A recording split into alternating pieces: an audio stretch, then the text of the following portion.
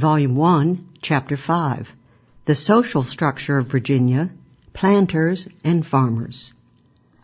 But if the royal governor was the leading governing power, de facto he shared the rule over Virginia society with an oligarchy of very large tobacco planters, who, as we have seen, were granted large tracts of choice river land and who were able to command and exploit the labor of slaves and indentured servants for their plantations.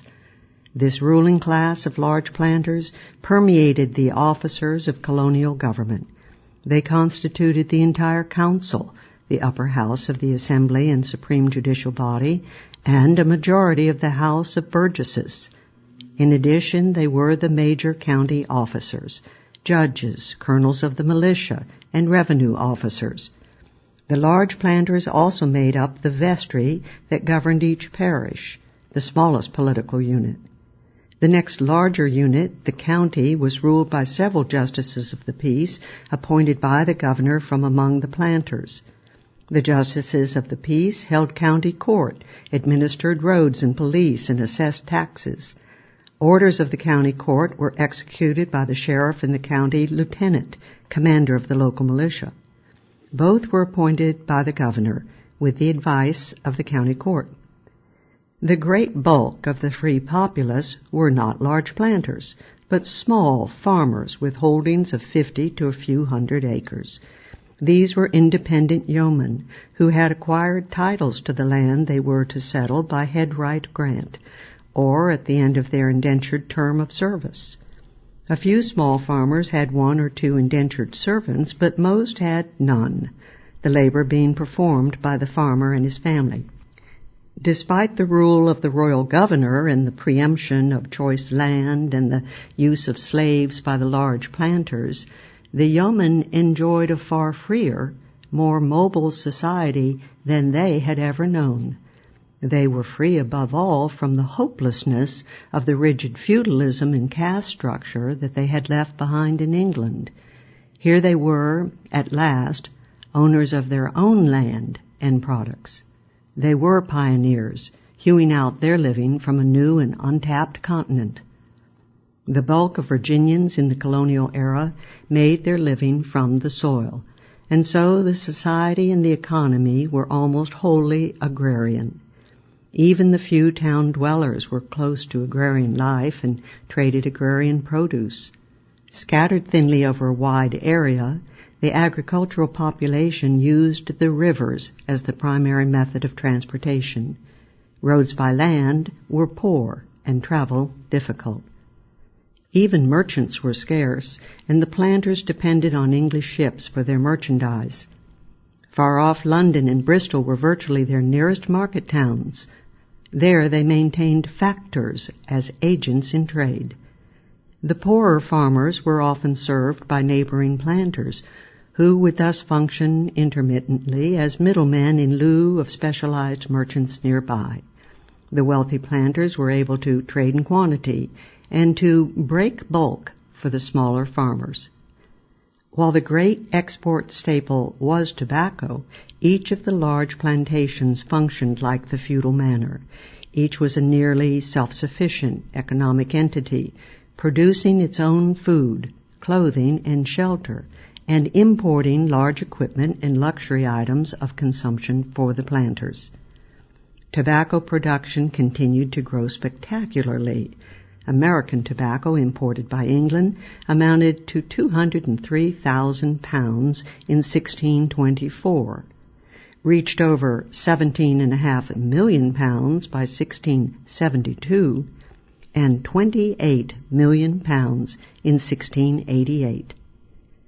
As tobacco production grew, its price naturally fell, from 6 pence to a penny or less a pound.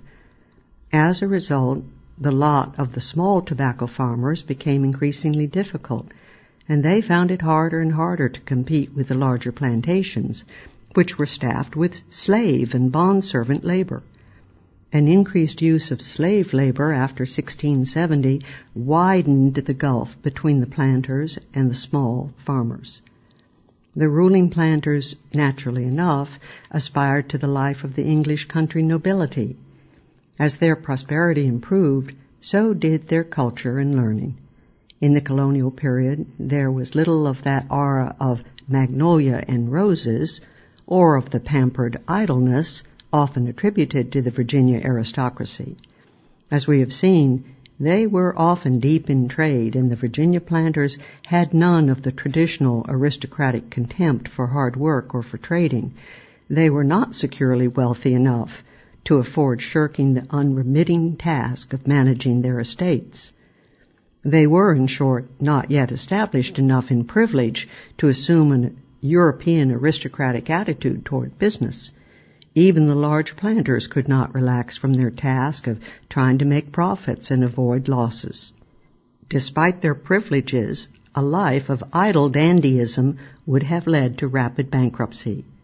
Neither did the pseudo-heroics of song and story abound, and dueling was virtually unknown anywhere in the colonies. Increasingly, the planters cultivated learning.